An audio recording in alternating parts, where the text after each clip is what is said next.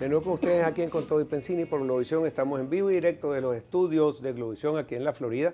Estamos en el estudio 2 y tenemos ya a nuestro próximo invitado. También hizo un gran esfuerzo por llegar acá porque es un día que está toda la ciudad congestionada, pero tomó sus previsiones. Bienvenido al diputado José Guerra. ¿Cómo estás, José? Buenas tardes, Pedro. Un placer estar aquí en Globovisión. Muchas gracias por la invitación. Igualmente. Bueno, en realidad te invitamos primero porque estamos esperando este aumento de salario mínimo y queremos tus comentarios. Escribiste algunos tweets muy interesantes donde dices que la inflación es tan alta. Yo no sé si ya tú puedes hablar de hiperinflación o no, porque hay algunos académicos que sí lo están haciendo. ¿Qué representa este aumento de salario, que es aproximadamente un 30%?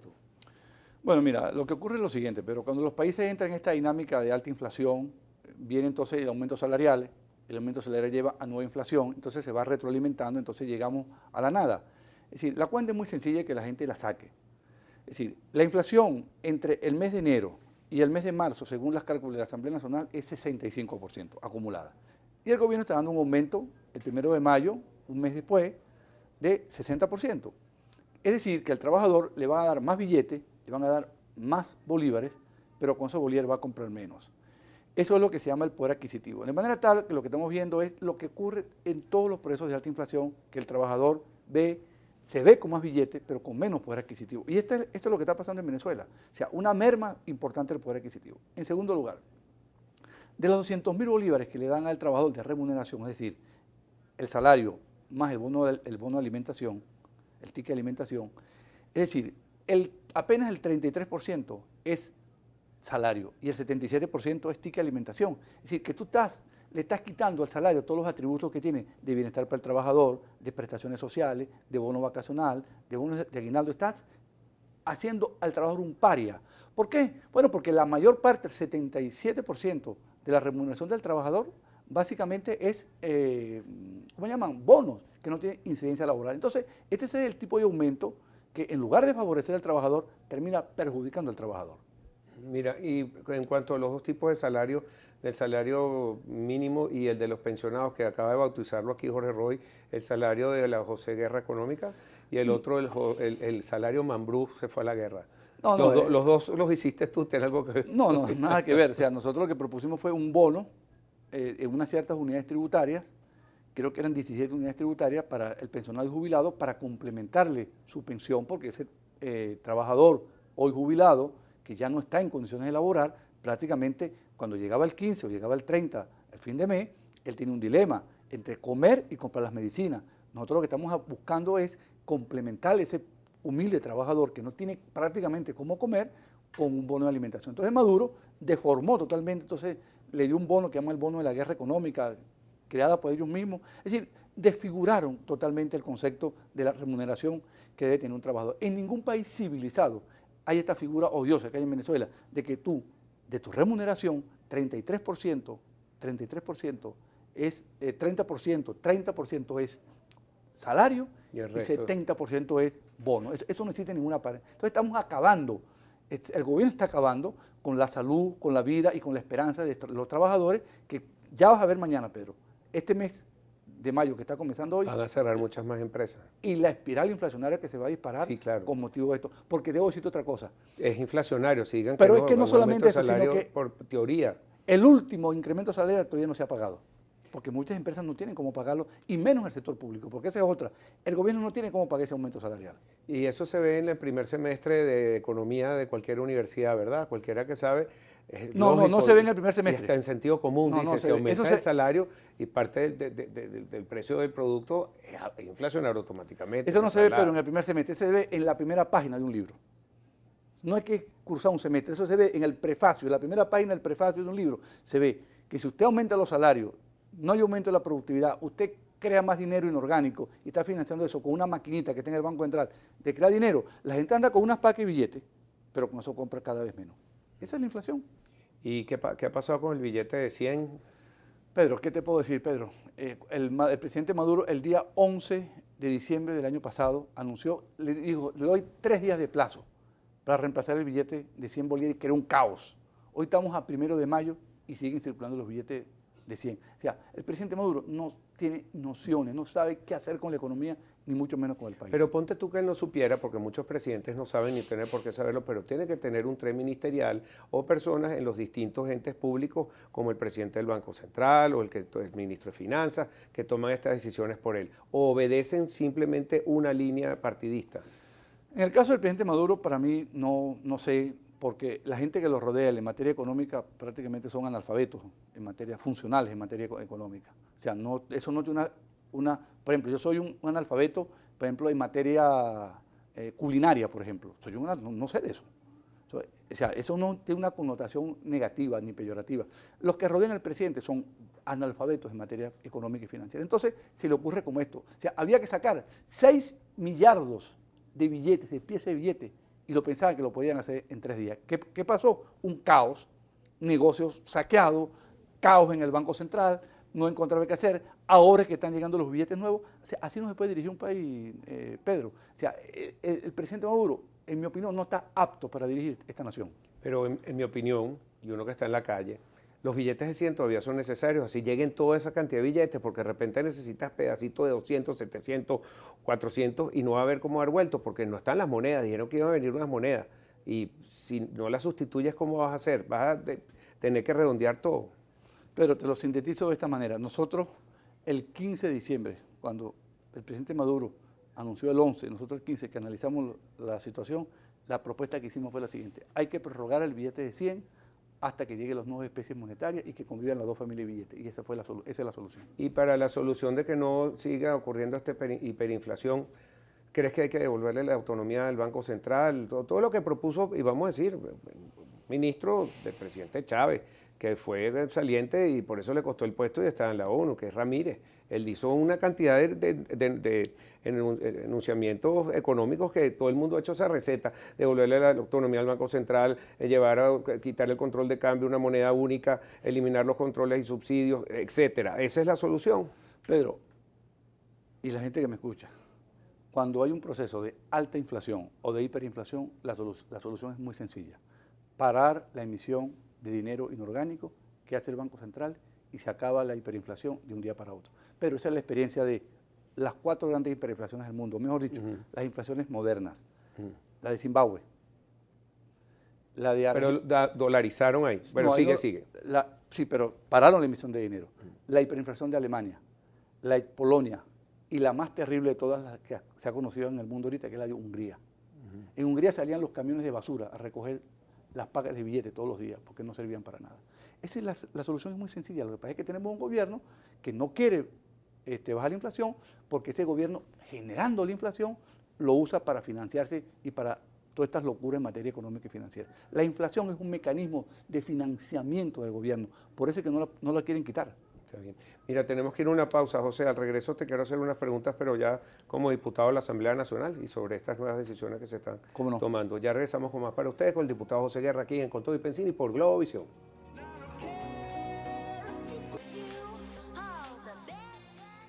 De regreso con ustedes en Con Todo y Pensini por Globovisión. Tenemos al diputado José Guerra y hace poco pusimos el sonido del presidente de la República convocando a una Asamblea Nacional Constituyente con el pueblo. Y él hace referencia al artículo 347 que reza así: el pueblo de Venezuela es el depositario del poder constituyente originario. En ejercicio de dicho poder puede convocar a una Asamblea Nacional Constituyente con el objeto de transformar el Estado, crear un nuevo ordenamiento jurídico y redactar una nueva constitución. Esto requiere de una elección. Por su parte, la Asamblea Nacional y la gente que está marchando de oposición en la calle está pidiendo más bien elecciones algunas que tenían que realizarse en el 2016, y elecciones también alcaldes, y en otras circunstancias hasta están pidiendo elecciones presidenciales, a lo que responde siempre el gobierno que son en el 2018 porque se caducó el periodo para el revocatorio. Ahora, desde el punto de vista de un asambleísta, ¿cómo queda la asamblea y cómo queda la Constitución? Y por favor, lo más objetivamente posible, como siempre eres, José. Bueno, hoy el presidente Maduro mató la Constitución de Chávez. Ha muerto la Constitución de Chávez, se despidió, o se está por despedirse del mundo de los vivos, la Constitución que el presidente Chávez hizo con un referéndum y con una constituyente donde votó todo el mundo sin corporaciones. que si los constituyentes estudiantiles, los constituyentes obreros, los campesinos, los constituyentes de los que recogen la basura, los constituyentes de la Fuerza Armada, no, votó todo el mundo. Entonces, ¿qué es esto, Pedro? La muerte de la Constitución. Acaban de matar la Constitución, o por lo menos pretenden matar la Constitución y nosotros vamos a rescatar la Constitución. ¿Cuál es el problema aquí, Pedro? El problema aquí es que el presidente Maduro no quiere elecciones. No quiere elecciones, entonces está usando, no quiere que el pueblo se exprese para resolver la crisis. Por eso es que nosotros, y él dijo, el presidente Maduro dijo ayer, estoy ansioso por las elecciones. Aquí está la respuesta, presidente Maduro. Llama a las elecciones, aquí está. Queremos las elecciones, elecciones ya, con el cronograma electoral claramente establecido. Esto es lo que queremos nosotros, vean esto. Esto es ajeno a golpe de Estado, esto es ajeno a insurrección, esto es ajeno a distracción. Esto es lo que quiere el pueblo, elecciones ya para resolver la crisis. Retamos al gobierno, vamos pues para las elecciones. Pues. Están diciendo que nosotros no queremos elecciones, claro que queremos elecciones, aquí está.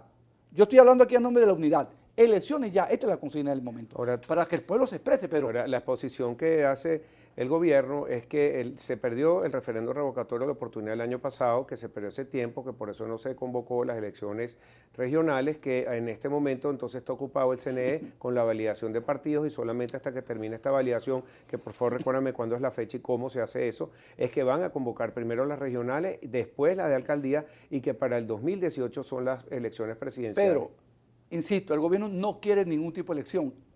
Entonces están usando la constituyente para distraer y para ganar tiempo, para llegar al 2018 y provocar una mega elección, elegir todos los poderes. No, ahora hay un calendario electoral en el 2017 y eso tiene que cumplirse. Eso es obligatorio cumplimiento. Los gobernadores tienen 5 meses con el periodo vencido. Las elecciones de alcaldes se vencen ahora en diciembre. Entonces el pueblo no va a tener nuevos alcaldes ni nuevos gobernadores. Lo que quieren es ganar tiempo en una constituyente fascista. Y lo voy a explicar por qué. ¿Por qué? Por lo siguiente. Benito Mussolini fue el creador del fascismo italiano. Y en el año 1939 se le ocurrió la idea de lo que llamamos el Estado corporativo. Entonces hizo una gran asamblea constituyente corporativa, es decir, una parte era obrero, una parte eran los campesinos, una parte eran los amas de casa y así sucesivamente, por grupo. Y así se constituyó el Estado fascista en italiano. Esto es lo que quieren hacer aquí, contrario a la constituyente que hizo el presidente Chávez, donde votó todo el mundo. ¿Cuál fue el anuncio del presidente Maduro hoy? 500 constituyentes, de los cuales 250 están marcados ya. Campesinos, estudiantes, obreros, amas de casa, indígenas. Y yo te pregunto, Pedro, ¿cómo eliges tú los representantes obreros? ¿Sobre qué base sindical los escoges? Los representantes estudiantiles en esas supuestas constituyentes. ¿Cómo los escoges? Los estudiantes, colegios universitarios, universidades privadas, universidades públicas, vota todo el mundo. ¿Cuál es el registro de estudiantes? Entonces, esto es un disparate monumental para ganar tiempo y para crear un enredo en el país, distraer el país para ir ganando tiempo. Hay que hacer elecciones este año. Mira, hay que hacer elecciones este año, Pedro, y esta es la solución a la crisis que vive el país, que el pueblo se exprese libremente mediante el voto. ¿Tú no crees que parte de esta sea una estrategia para obligar a sentarse nuevamente en una mesa? Y aquí, bueno, no maten al mensajero.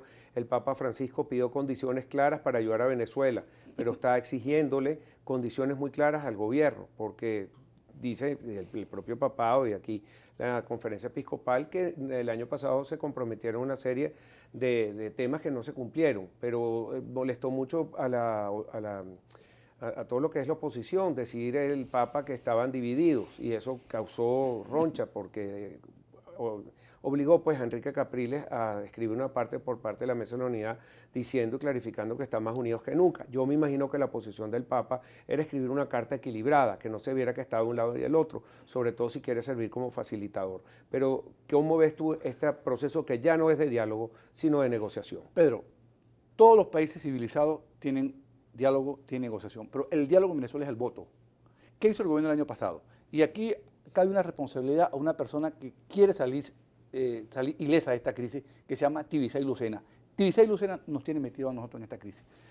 El pueblo necesitaba una expresión, que era el referéndum revocatorio. Le trancaron el referéndum revocatorio. El pueblo quiere una elección ahorita, le trancan la elección. Entonces, un pueblo que quiere una elección, que quiere expresarse mediante su instrumento del voto, entonces, al cerrarse ese instrumento del voto, lo están llevando a la calle, Claro que lo están llevando a la calle. La calle es la expresión del descontento de un pueblo que no se puede expresar por el voto. Y aquí tiene una responsabilidad en esta cantidad de personas fallecidas, heridas, presas. La señora Tibisay Lucena, presidente del CNE, que en lugar de facilitar las elecciones, lo que hace es obstaculizar las elecciones. Pero aquí no hay calendario electoral.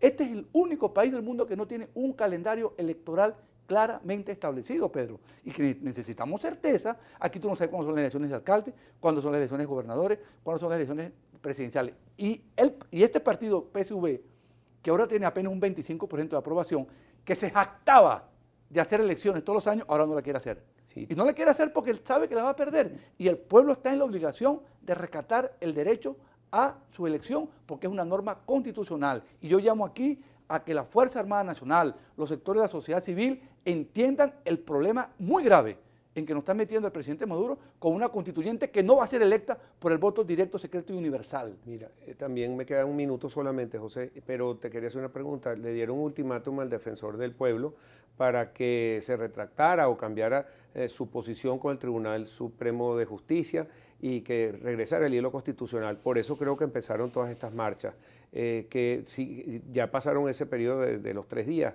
¿qué van a hacer ahora al respecto? Bueno, en medio de este candelero que está en el país ahorita, él se fue para el Líbano a disfrutar las montañas del Líbano y será ubicarse en las alturas del Golán para ver cómo está Israel allá o sea, es un irresponsable, chico. O sea, en medio de esta crisis, él se va para el Líbano a pasear, él fue para el Líbano a pasear y que da cátedra de derechos humanos en Líbano. O sea, esto es algo incomprensible. Pero volviendo al tema que es el nudo y con eso te despides. Fundamental, no podemos aceptar un fraude de la Constitución. El artículo 5 de la Constitución es muy claro. La soberanía reside en el voto y la soberanía es intransferible. Es decir, un ciudadano, un voto.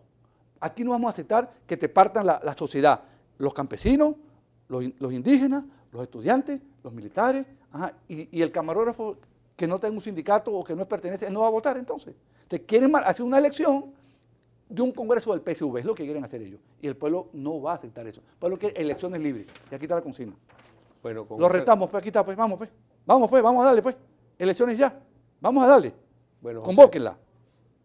Bueno, muchas gracias. José Guerra, diputado. Bueno, mañana hay sesión de la Asamblea. Claro, la Asamblea va a ser, Pedro, la Asamblea es el poder popular más significativo de Venezuela. Fue electo por 14 millones de venezolanos. 14 millones votaron por la Asamblea. 8 votaron por la unidad y 6 votaron por el PSV, esa es la cuenta. El poder más legítimo de la Asamblea Nacional, 14 millones de personas. Y ellos van a desconocer a 14 millones de ciudadanos venezolanos que se expresaron el día 6 de diciembre de 2015. Bueno, denle pues, vamos a darle pues. Bueno, José Guerra, muchísimas gracias. Nos pasamos 5 minutos de la hora. Bueno, gracias a ti, Pedro, y al canal Globovisión por la oportunidad. Muchísimas gracias, José, por ese reconocimiento. Lo espero mañana, como todos los días, en vivo y directo, si Dios quiere, en Globovisión, en Con Todo y Pensín. Hasta luego, se les quiere.